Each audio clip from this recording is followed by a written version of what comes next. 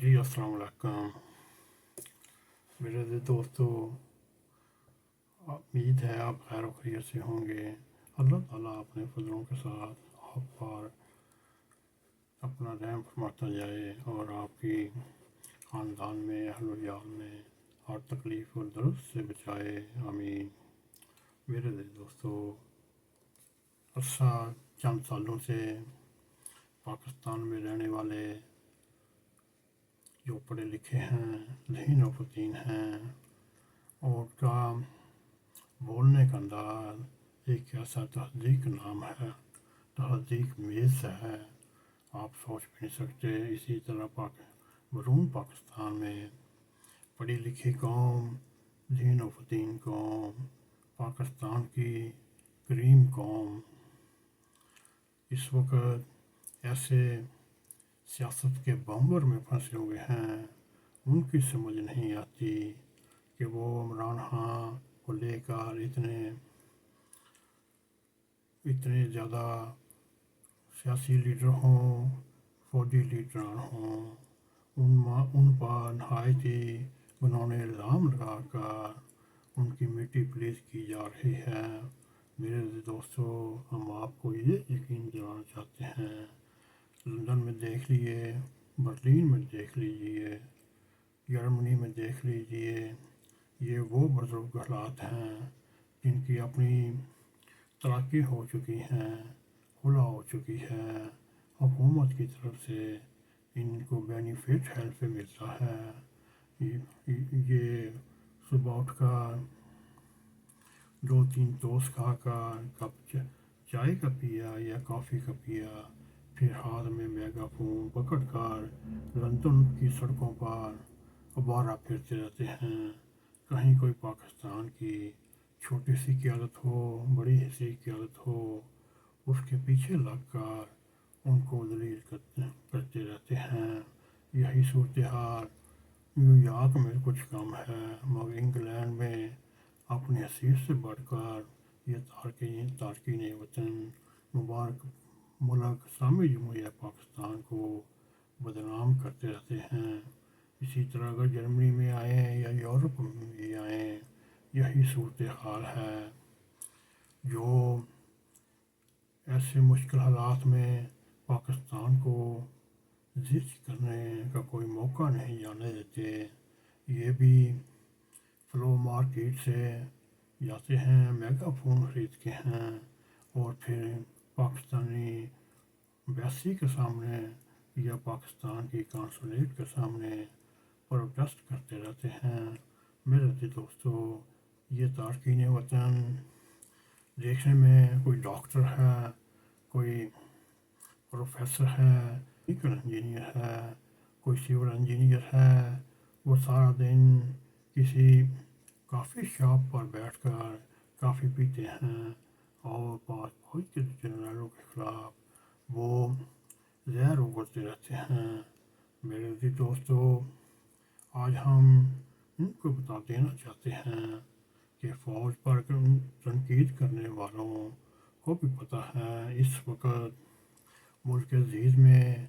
فوج ہی ایک ایسا مضبوط دھارا ہے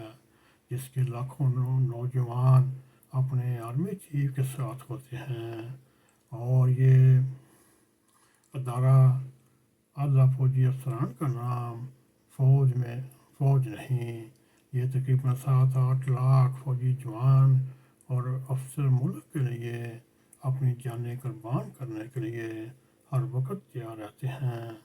حالیہ دنوں میں آپ نے بنو واقعہ بھی دیکھا، اور 2-3 دن پہلے چترال کی بلند ترین پہاڑیوں پر بھی دشمنان پاکستان کے حملے دیکھے۔ میرے دوستو، یہ ایک ایسی بہادر فوج ہے جس کا کام سرحدوں کی حفاظت ہے، ملک کے اندرونی دشمنان کے لیے بھی اور دہشت گردوں کے لیے بھی آئے دن وہ جانیں قربان کرتے ہیں۔ ملک میں فوج کے علاوہ کوئی ایک شخص بھی ایسا ہے کہ اب وہ یہ پڑھے لکھے پروفیسر، وی سی اور انگلینڈ کا خود ساختہ انجینئر ڈاکٹر محترم رندہ صاحب بھی، کیا آپ ایک انگلی کاٹ کر دکھا سکتے ہیں جب کہ فوجی کو پتہ ہوتا ہے اس نے اپنے ملک کے لیے جان دینی ہے اور ملک کو بچانا ہے۔ 25 کروڑ عوام جو سکون کی نیند سوتا ہے اس کو بچانا ہے۔ میرے دوستو، اس وقت چاہے وہ ذہین و فطین لوگ، تعلیم یافتہ لوگ، چاہے وہ تارکین وطن ہوں یا اوورسیز ہوں، چاہے پاکستان کی پڑھی لکھی ایلیٹ کلاس ہو، کہ اب وہ اپنی انگلی کو چھری سے کاٹ کر فوج جیسی قربانی دینے کا دعویٰ کر سکتے ہیں۔ میرے دوستو، یہ وہ موقع کبھی نہیں پاکستانی عوام کو دیں گے کہ ہم اپنی انگلی کٹائی ہے اور شہیدوں میں شامل ہو گئے ہیں۔ میرے دوستو، اس وقت پاک فوج بیرونی دشمنان اسلام سے بھی،